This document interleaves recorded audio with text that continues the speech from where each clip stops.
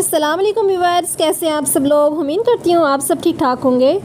माशाल्लाह से मैं मस्जिद नबी के अंदर इंटर हो चुकी हूँ। ये मस्जिद नबी के अंदर का एरिया है और रज़ुल जन्ना पे जहाँ पे नफल अदा करने के लिए जाते हैं। और ये साइड पे आप देख सकते हैं कुरान मजीद रखे हुए हैं माशाल्लाह से। और रज़ुल जन्ना में जाने के लिए सबसे पहले तो आपको परमिट लेना होता है, जो कि बहुत ज़रूरी है। परमिट के बाद बगैर आपकी एंट्री नहीं हो सकती। आप सबसे पहले आपने परमिट लेना है, उसके बाद ही आप को जो है अंदर जाने की एंट्री मिलती है। और ज़्यादातर जो है लेडीज़ का जो टाइम है वो इशा की नमाज़ के बाद का टाइम होता है।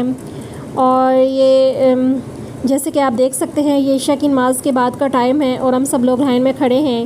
मस्जिद नबी के अंदर जब आते हैं तो उससे पहले आप 37 गेट के अंदर वहाँ पे भी सबसे पहले आपका परमिट चेक होता है वहाँ पे, और वहाँ पे भी आपको लाइन में खड़ा होना पड़ता है। और फिर उसके अंदर मस्जिद नबी के अंदर अभी जब आते हैं यहाँ इस जगह पे खड़े होते हैं, यहाँ पे भी दोबारा आपको लाइन में खड़ा होना पड़ता है।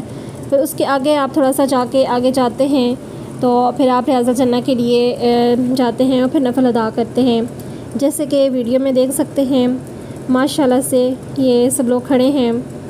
और यहीं से ही आपको अब ज़मज़म की बोतल भी मिलती है, फिर अब ज़मज़म जिसमें होता है, जैसे कि ये सब देख सकते हैं वीडियो में।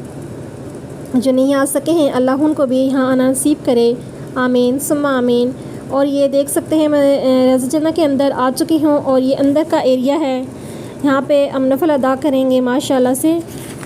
ये आप देख सकते हैं ये रज़ुल जन्ना है और ये मिंबर रसूल है, नबी पाक सल्लल्लाहु अलैहि वसल्लम का मिंबर।